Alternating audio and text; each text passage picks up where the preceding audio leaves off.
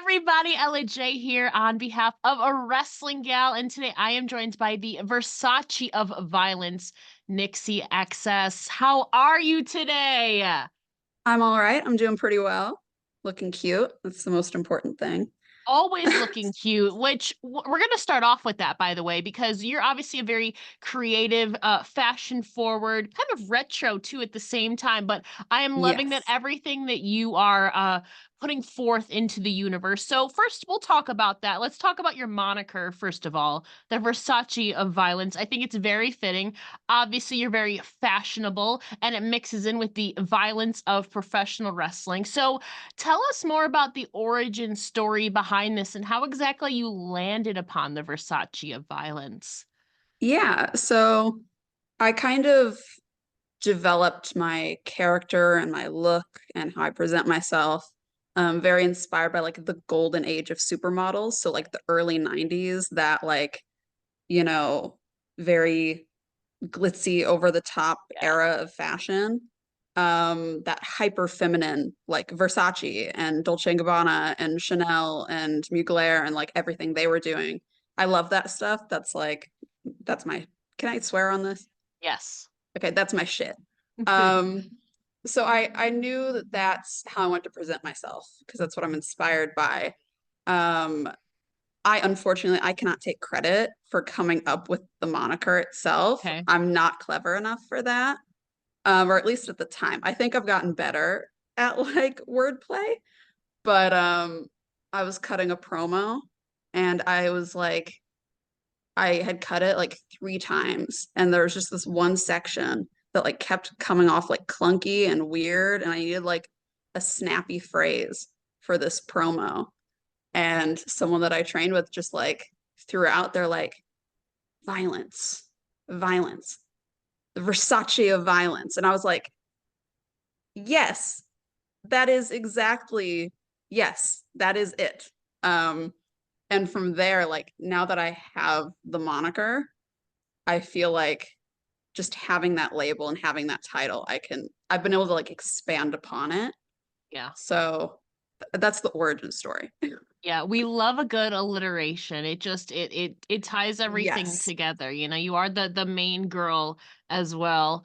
But I in the ring gear department specifically, obviously, like you said, a lot of it is inspired by like the 90s modeling and all of that. But a lot of your stuff, like we said, is very retro, very fun. You're definitely not afraid of Yeah. color. Some avant-garde kind of fabrics going on there too, which I Yes. really love. So, kind of more specifically, what are your sources of inspo specifically when you're crafting and envisioning your ring gear? Is there certain models or designers that maybe Versace actually that you typically look to when you're envisioning your ring gear? Yeah. So I have many Pinterest boards, but I have Okay. a Pinterest board that is like my master doc of inspiration. And it is all pictures from like I said, like late 80s, early 90s. Versace, lots of Mugler, um, and lots of the like really avant-garde couture looks that were only ever on the runway that like Mm. nobody wore this. Nobody ever actually walked out of their house wearing this. This is just an art piece. So then I take that and like, how can I translate that to me and what I'm doing? Um, yeah, and I look at a lot of like celebrities and models from that time, Madonna and Naomi Campbell. Grace Jones is like high on my list of inspiration. That's where a lot of my Icon. like Yeah. makeup inspiration has come from, are like her album covers because they're so bold and vibrant with these like eyeshadow that goes all the way on the side of her head. And I'm like, that's incredible. Like I love that look. Yeah, those are kind of points that I pull from. But I try and not stay just to like one thing. I Mm. kind of, when I have time off to like chill out, I try and like watch things from that time period or that are related to that. So then even outside of wrestling, I'm still like consuming Yeah. little bits and pieces that I can take from. Well, let's talk about some things that are tied to that because I grew up I'm a late 90s kid, but I grew up watching two key fashion shows, Project Runway and America's Next Top Model. Like, Yes. I don't like those were the first, besides like Big Mhm. Brother, like reality, but like it was always America's Next Top Model and Project Runway growing up. I started watching Project Runway season 2, and America's Next Top Model season 6. Were you kind of big into those? Because it kind of ties a lot of that together too. Yes. Huge, huge Project Runway fan. I watched America's Next Top Model too. Mhm. I wasn't as into it, I think, because it made me feel bad about myself. That's Um, fair. but Project Runway is, I mean, to this day, is like a staple in my Yeah. household. It's like my comfort show. Just seeing like Tim Gunn's face come on screen, it just brightens my day. Um, but yeah, that's like, I think that's kind of where my introduction to like fashion and fashion aesthetics, I think that's like that and Barbie were like the two things Yeah. that were my formative introduction to that. So, and those are I, still two things that I like pull inspiration from. So, I'm so curious. I started watching season 2, Project Runway.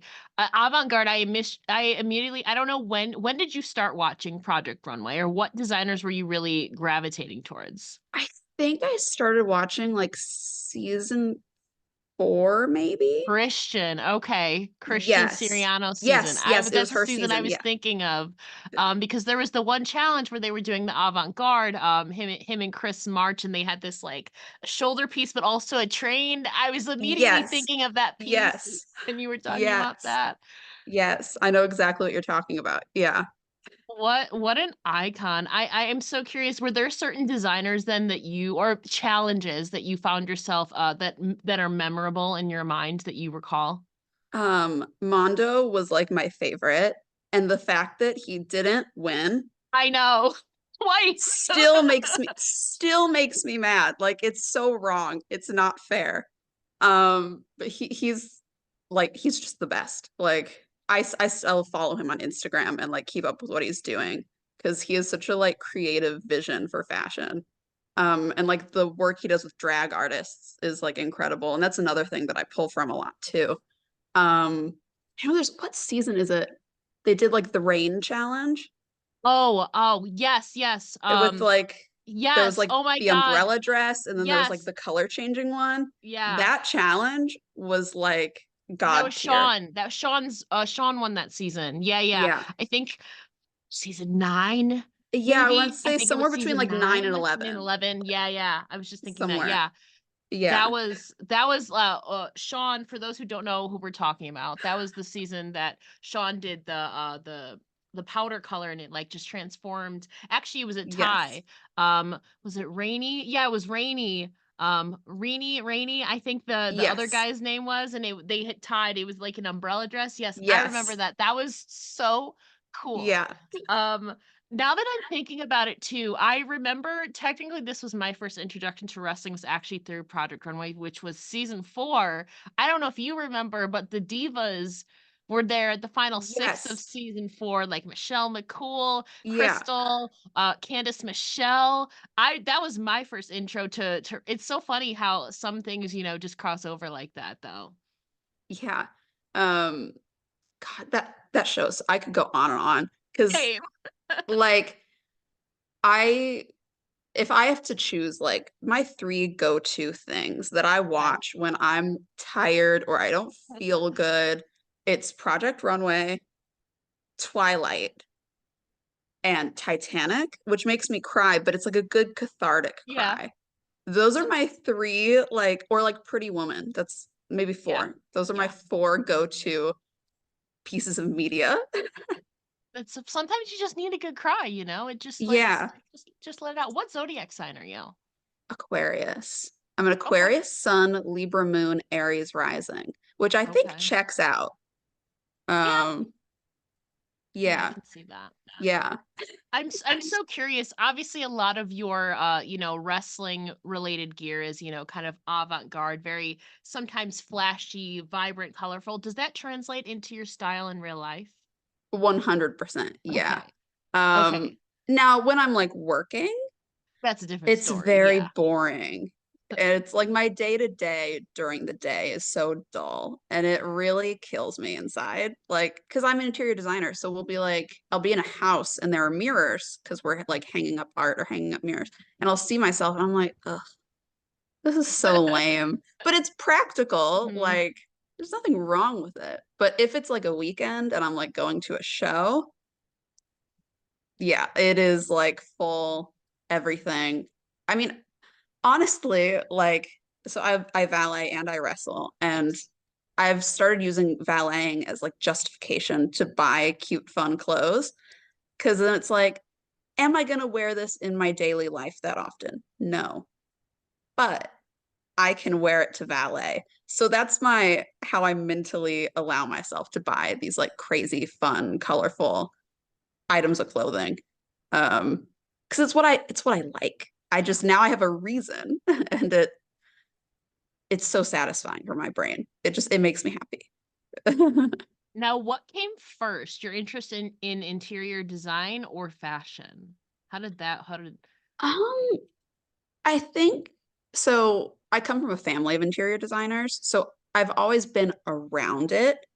I don't think I was actually specifically interested in it until a little later, though. Because Mhm. at first, I saw it as something that was like boring because that was what everyone around me was doing. Yeah. You know, I'd be like literally like at my aunt's office, like after school, and they'd be talking about draperies, and I'd be like, ugh.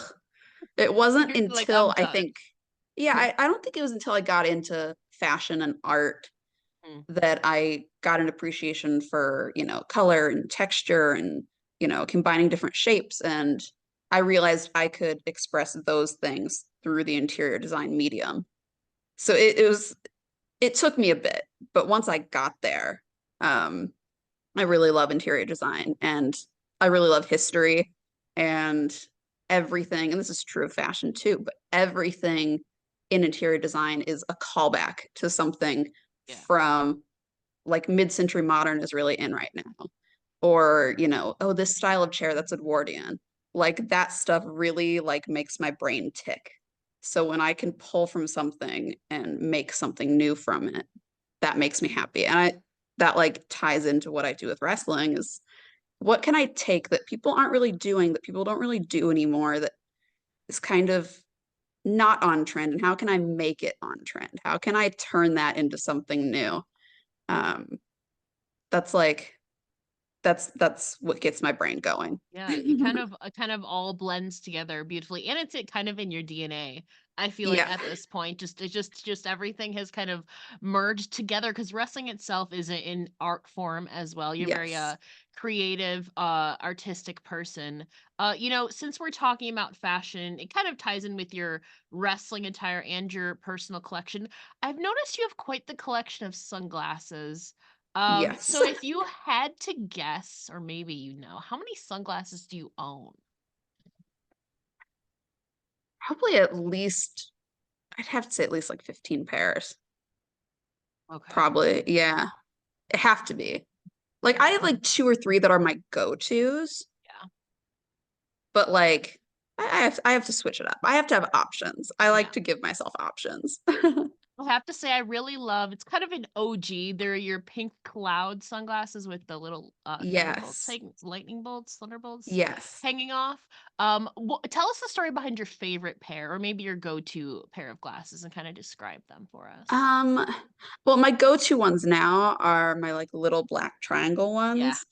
Um, and those are, funnily enough, those are very inspired by my mom and what she wore in the 90s. Mm. Because I'm a photo album person. So I'm the photo album person in my family. And all of her pictures in the 90s, she's wearing these like little tiny rectangle sunglasses or like little small triangle sunglasses. And I keep telling her, I'm like, these are so chic. You should wear these again because they're incredible. And she doesn't. And I'm like, well, I have her face. So if this looks great on her, I'm just going to start doing it.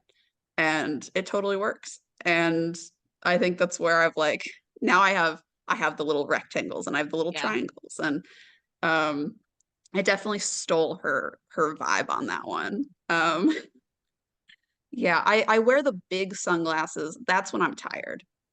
If like on the third day of like 3 wrestling shows in a row, that's when the big sunglasses come out because then you can't see the tired eyes, you It's more know? functional, yeah. Yes. It can be fashionable too, function and Yeah. fashion. Exactly, Yeah. you know.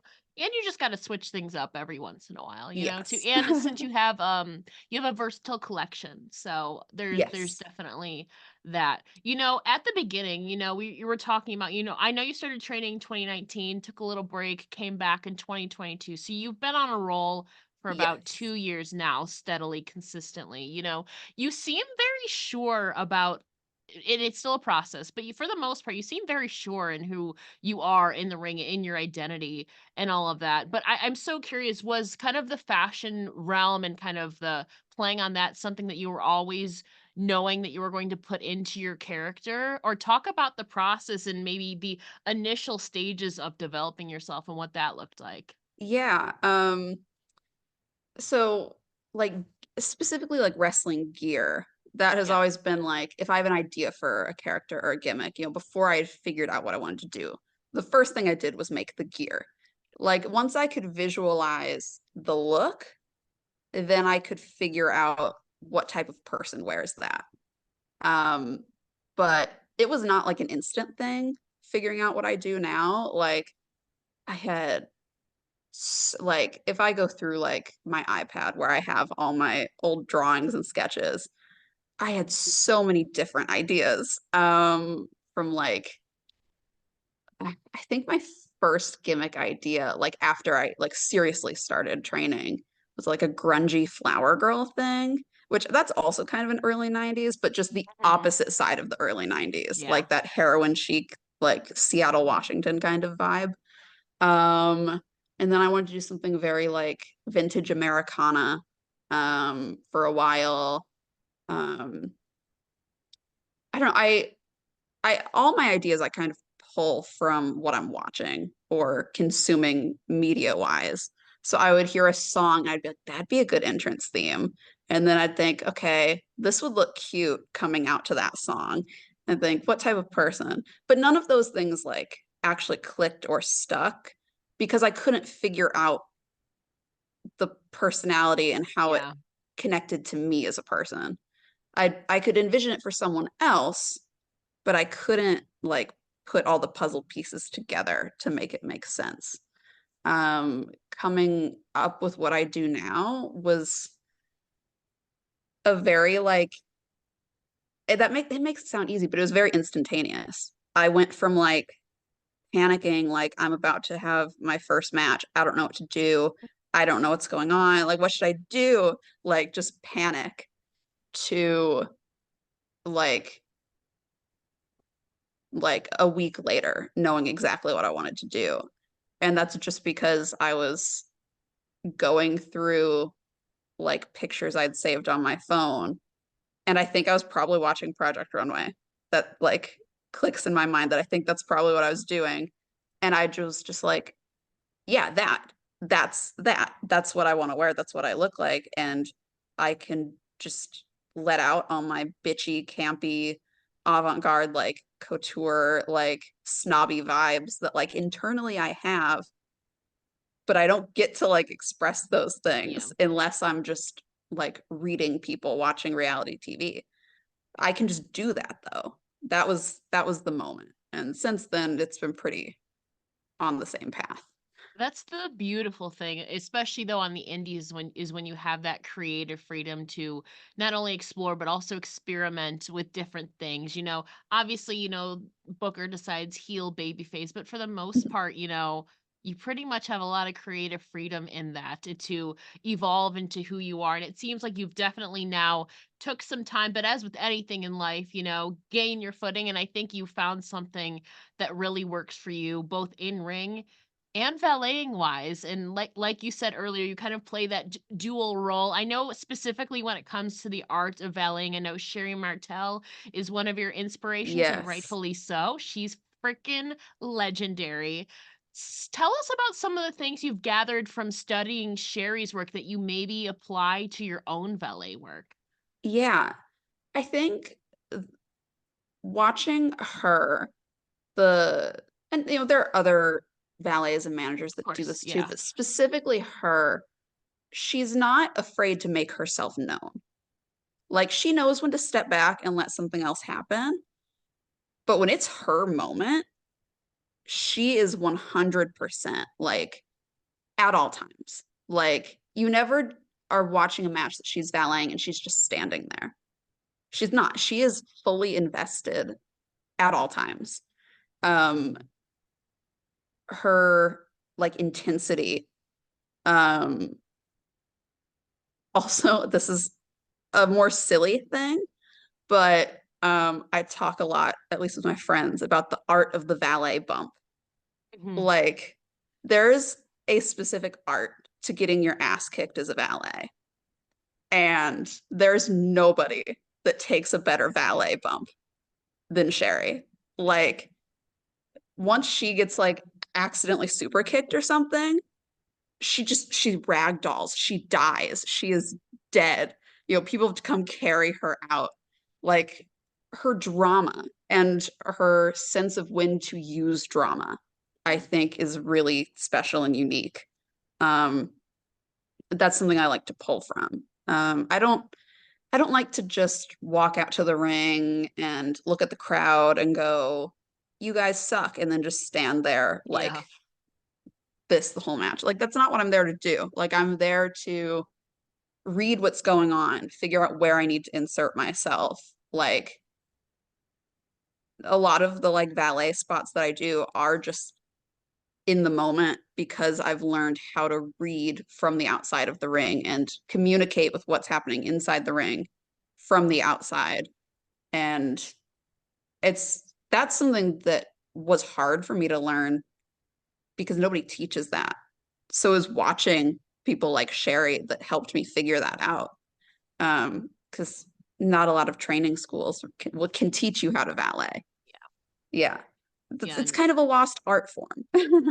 It is. It's kind of same with managing, but also like selling just across the board. Like you said, that Mhm. drama and putting it, because like we said, wrestling is a weird, but we love it. Yes. It's theater, it's performance, but it's also combat sport. It's just like a beautiful mix. So it's bringing that drama, but also selling that combat and Mhm. taking those bumps. Is kind of the Yes. the the beauty, the allure of it. But like you said, obviously this was a kind of a valuable studying, learning opportunity. Sherri, you've had a few obviously very valuable learning opportunities thus far. I know last year there was a cool thing going on at Pro Wrestling Elements where you attended a seminar led by Daga. You said that was one of the most insightful people you've ever met. So tell us more about that seminar with Daga and that experience. Yeah. That seminar it was an 8-hour drive to that show, and the seminar was right before the show. So it was like 8 hours in the car. You're Yeah. sitting, you're stiff, you're tired. You get there, immediately have to put on your training stuff, do the seminar, and then right after the seminar, you have to get in your gear and do the Yeah. wrestling show. It was one of those days that like I was excited about, but there is that feeling of like, ugh, I'm You're tired. tired. Yeah. Like, so I was like, kind of like, I'm gonna do the seminar. I'm excited about, but I'm like, I don't do lucha stuff. That was kind of my thought going in. It's just like, I don't do Mhm. lucha stuff. But then like that seminar, like I felt like I ended up taking a lot because his perspective and insight was so different from the people that I'm trained by. And I love who I'm trained by, and they're great. But, there are different perspectives on wrestling depending on what area you're from and what places you work and what style you work. And it was just very outside of my typical space. Um, that I and also he was just very easy to talk to, and like that whole night because he was on the show too, like giving critique on like things that I was doing and giving advice on my valet work that night and my wrestling that night. And it was just a very sometimes seminars can be kind of stuffy or you're just like sitting there and you're afraid to talk and you're not sure if you can ask this question or not, and they can be kind of like intimidating and scary in that way. Um, but it was a seminar where I felt like I was getting a lot, but could also like ask questions and like, you know, it was really nice. Yeah. Yeah, so can you tell us about some of the things you either learned about yourself or about wrestling through the seminar? It was a bit of a different perspective for you, but sometimes those new perspectives can kind of help you in maybe ways you don't anticipate. Yeah. Like I said, like coming back to like I don't do lucha stuff. Yeah. Um, I was originally trained by someone that did teach me a lot of that stuff.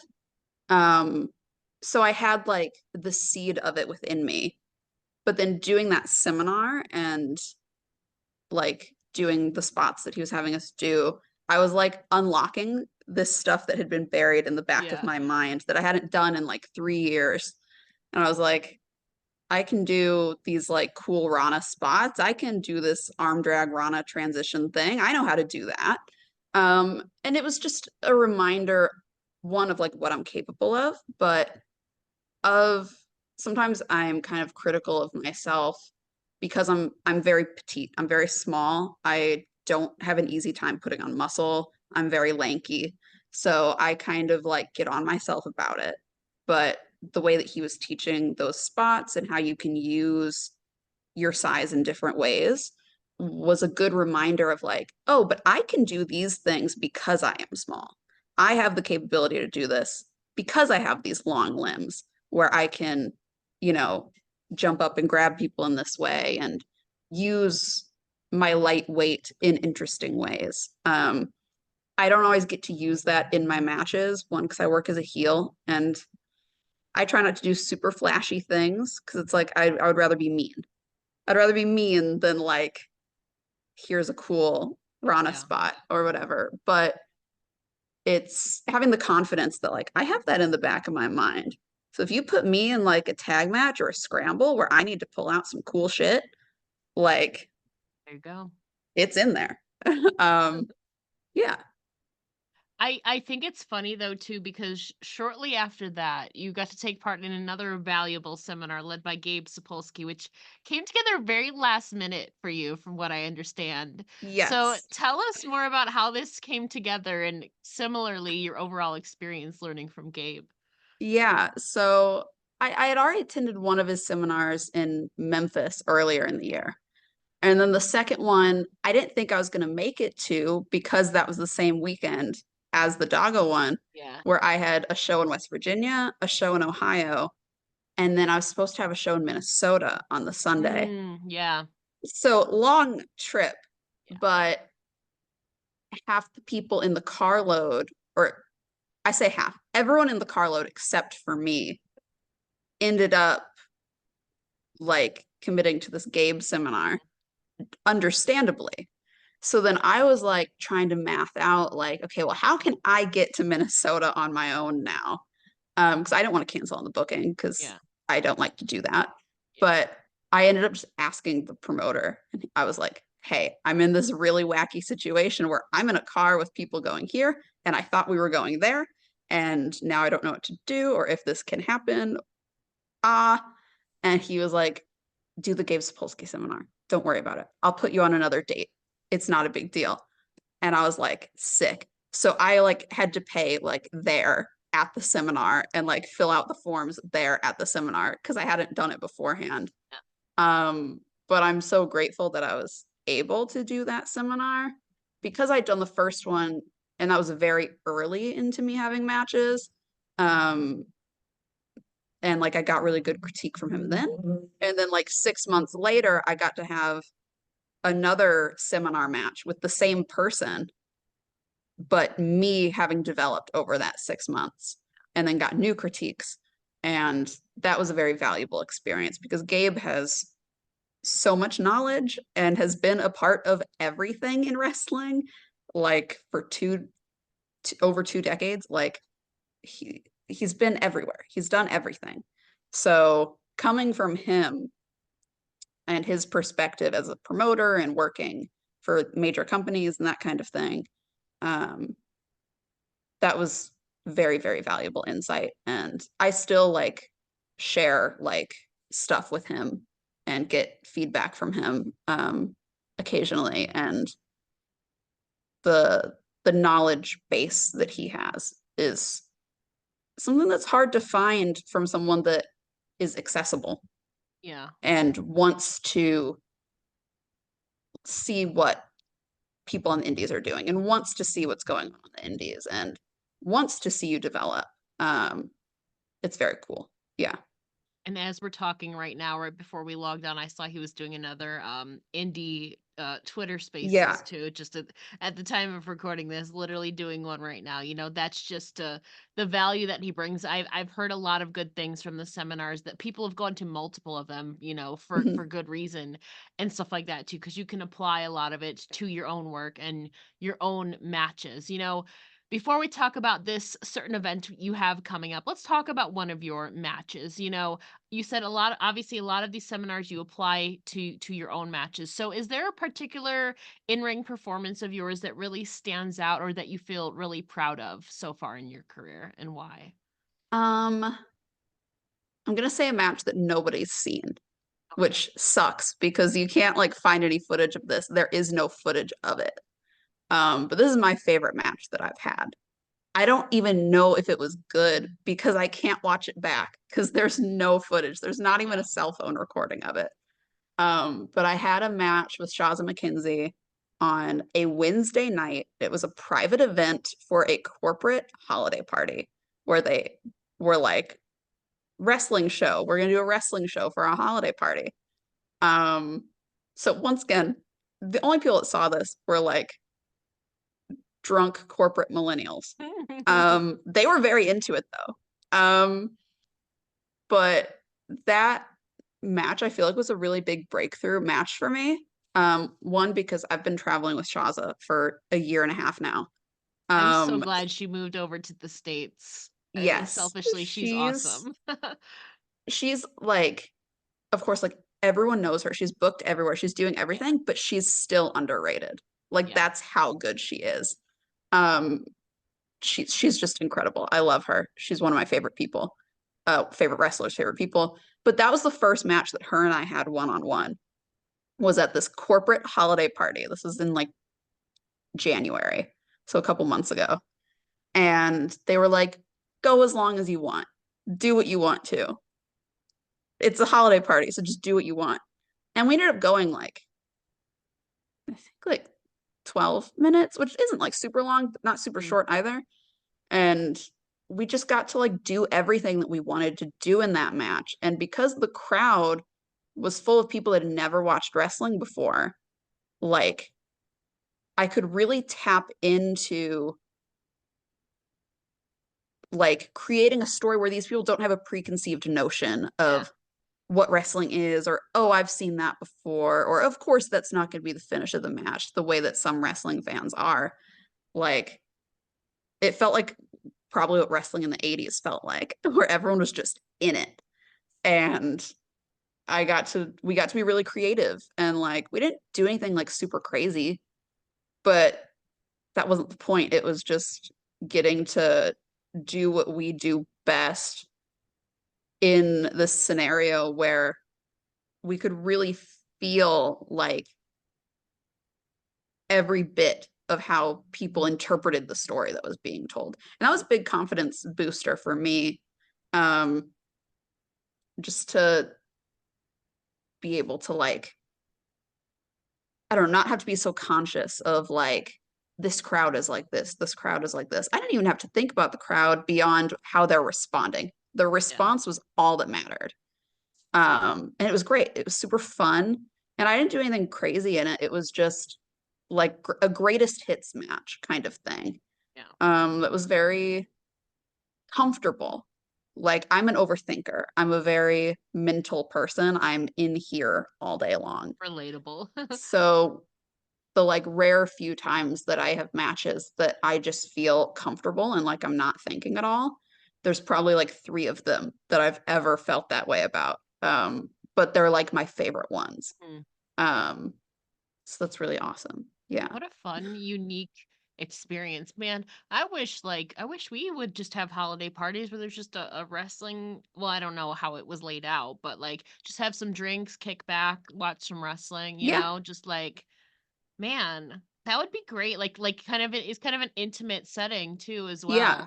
well. Um Do you remember like how many people? The crowd probably wasn't even that big because it was like a holiday It was a party. couple hundred Oh wow, because it okay. was like plus ones too. Ah, okay.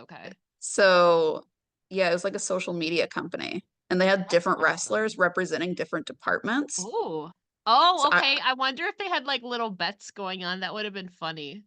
yeah, and they were like wearing like different colors based on their department. I was graphic design, Oh, which totally works. appropriately, yeah. Like they saw me and they were like, "Yeah, that's graphic design," Yeah. and I was like, "Fuck They got yeah, yeah. yeah." But it was like I, it was just a like mentally energy wise refreshing match to have, and those are the ones that feel good. Like yeah, those feel really nice. Well, we have to talk about a match that you have coming up at the time of recording this. It'll be next weekend. By the time this airs, it'll be in a couple days. We're obviously talking about a match at Hooligan Championship Wrestling's first ever show on May 11th, where you will be Yes. competing in the Ascending the Queendom tournament in a match against Ashlyn Alexander, whom you're a little bit familiar with. So, what are Yes. your thoughts heading into this tournament and the first round matchup against Ashlyn? Yeah. So, and this is breaking news because I just found this out this morning, Mm. actually, that Ashlyn is going to be facing someone else. Oh, okay. I think she's been scared off by me. I don't Mm. know. I don't know. This is speculative, but I think she requested a change. So I am not yet 100% sure of who I'm going to be facing now in the first round. Um, so we will see in the coming days. I'm sure I will find out soon. But now I have like a little target on Ashlyn's back because like she's running away. You She's I running away. mean, you could still face off in the second round depending on how the first Yeah, round goes. It's still very possible. Still possible. which I because I've been thinking about this match. I've known about this Mhm. match for a while, so I've already got like strategy up here. Yeah. So honestly, I want her to, that's a good idea. I want her to win her match just so I can like put her away. It'd Now be you fun. gotta readjust though to a we don't I even know who know. you're facing yet. So you prepared, but also at the same time, now you gotta prepare for something else kind Yes. of in a less shorter time frame. So you Yeah. gotta quickly pivot. Yeah, which I do think I'm good at. Um, it's something You're I've used to gotten used deadlines. to. You, as Tim Gunn would say, you make it work. Yes. I always make it work. Which part of that is just the reality of independent wrestling, Mhm. that it's very in flux all the time. But also, I've shown up to shows and they aren't even sure of who I'm going to wrestle, or the girl didn't show up, so now I'm wrestling some random guy that's there. And you have to be able to adapt and just Yeah. figure it out. And like I handle that by just being sure of myself. Like I know what I do. I know what I'm good at. I know what situations I, thrive in and where I struggle and where I can, use my best skills. And I just have to lean on that. But I am excited about this tournament. Because there aren't a lot of all women's shows, Yeah. just period. So when I get to be on one, it's very exciting because it's like these are all the people that I watch doing things all the time. And now we're all competing in the same tournament. Like I see these girls on Instagram constantly. And now we're all in the same tournament where anybody could end up facing anybody. That's very cool and very exciting. Um, and also they're like crowning the inaugural champion, Yeah. which like I look very good in gold. You I do. love accessories. Um, belts are great. I have a great waist. I can accentuate it. Like I'm an obvious choice, you know. I I'm agree. gonna I would like to make it happen for myself, but we will see. Um, but I'm excited to, scope out the girlies, see what all the girlies are doing. Get see what the vibes are, because there's only so much you can see watching tape of someone or Yeah. watching the social media of someone. So getting to be in a locker room with all the girls and just like feel out the vibes. It's even just that is like gonna keep all that up here for the future. Yeah.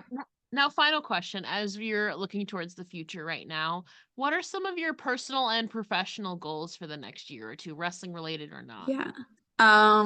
My like number one is wrestling internationally. I've got my passport. I've traveled internationally before, but I've never wrestled internationally before. So I would absolutely love like Canada, Mexico, Europe, I mean Japan, Australia, wherever. I will take anything. I really want to not just be, I've hit 15 states so far. Um, I would like to start hitting countries now. But also another goal is like I'd like to do East Coast and West Coast within like 2 months of each other. I know that's very arbitrary, but I feel like to be able to say I was in California 3 weeks ago and now I'm in New Jersey Went coast to coast. is Yeah. like, I think that's an achievement, being able to cover that much ground and be in front of such different audiences. I just almost knocked over this little tray that's on this table next to me. Whoopsie. That's It's how okay. excited you are. That's how Yeah. passionate you are about this. Yeah, the travel aspect of wrestling on a personal level is so satisfying for me. I don't like being still. I don't like being stuck. I don't like being in one place. So the travel is just, it's good for my heart. But also, like I said, like crowds are so different in different places. The people you get to wrestle in different places, it's a massive difference. And I wanna be able to say I've experienced all of those things, and I've learned a lot from learning to wrestle in different environments and with different people. So just traveling more is a huge goal of mine. Um,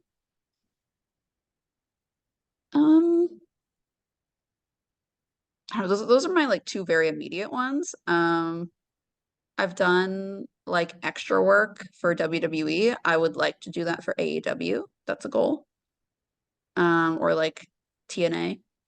I want to see what those companies are like. I've learned a lot even just doing that, like just being backstage around people that are at the highest level of this profession. There is so much to soak in.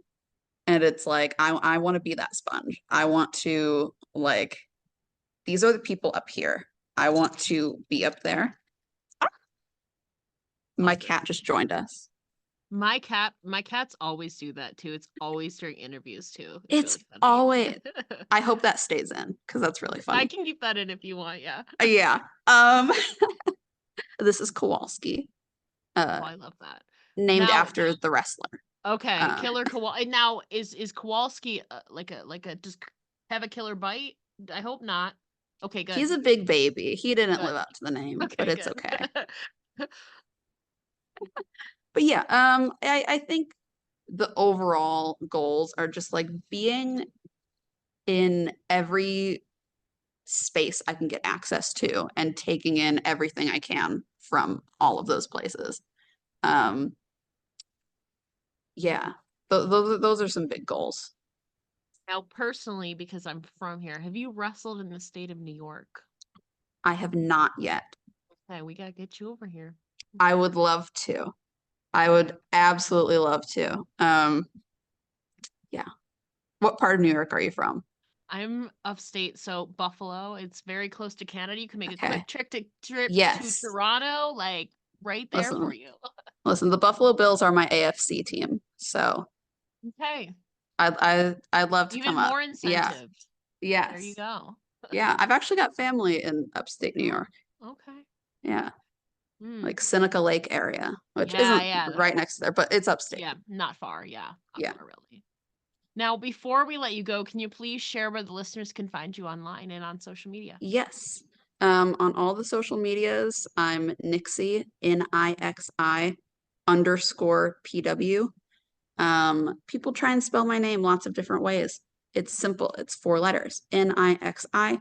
It is not pronounced Nikki. It is Nixi. Nixi like Pixie. I have to explain that a lot, which is unfortunate. But yeah, you can find me at Nixi underscore PW on like TikTok, and I'm trying to use TikTok more. That's a goal. I need Might be to. getting banned, so I don't even know how that's gonna go. I know. That's a whole other question. We'll We'll see, see yeah. what happens with that. But Instagram, Twitter, those are the two places I'm most active. I mean, my Facebook is just Nixi XS because they don't have hats. But Yeah. yeah, that's the easiest places to follow me at. I'm pretty active on Twitter and Instagram, and I'm always sharing stuff and all the things I'm doing and fighting with people. And fighting Um, with her cat. yeah, he cannot decide how he wants to sit with me. It's always, But I don't know if are you on your phone or laptop? Because I'm if on it's my laptop, laptop. they always want to sit on the dang keyboard. Yes. Yeah, he really, really wants to. Yeah. Well, I promise Kowalski you can in like 2 minutes. I promise you. Yes. Yeah. He is like, you got home from work 2 hours ago. I need to sit on you. Yeah. It has been too long. So, Yeah, that's fair. That's fair. Well, we'll get you to Kowalski in just a minute. yes. Nixie, thank you so much for joining me here today. It's been an absolute pleasure. Yes. No, thank you for having me. This is the first like girly wrestling podcast I've gotten to do. Because no offense to the guys, but offense to the guys. Yeah, But they're not as fun. They don't get it. They don't get it. I get you. And I mean, who Yeah, else are you going to talk Project Runway with? I I'm just know. saying. Yeah, they don't get any of my references. They're like, I oh, that's do. cool. What's your favorite John Cena match? And I'm like, whatever. Also, I know we didn't talk about him, but when I found out that Shawn Michaels is one of your like influences, he's my number one wrestler of all time. Just want to say very much appreciate that He's too. he's like my number two. Okay, Triple H is my number one guy. that's fair. But like specifically like Hunter Hearst Helmsley era Triple H. Okay. Yeah. So Like 90s. Okay. yeah, like 1996, 1997 Triple H is like the ultimate wrestling diva, and he should have won the Divas title. It wasn't a thing yet, but he Yeah. should have. He had that energy. So the two of them together, that's the Well, ultimate power couple. DX, I know Hunter Hearst Helmsley was not in DX, but DX is my favorite tag team of all time. So we're just gonna Yes. count them as the same for this Yes. instance. So Yes. Yeah. I'm very much on the same page as you. So Hell love both yes. of them. Yes. I love that. Nixie, thank you so much again. Yes. Thank you for having me.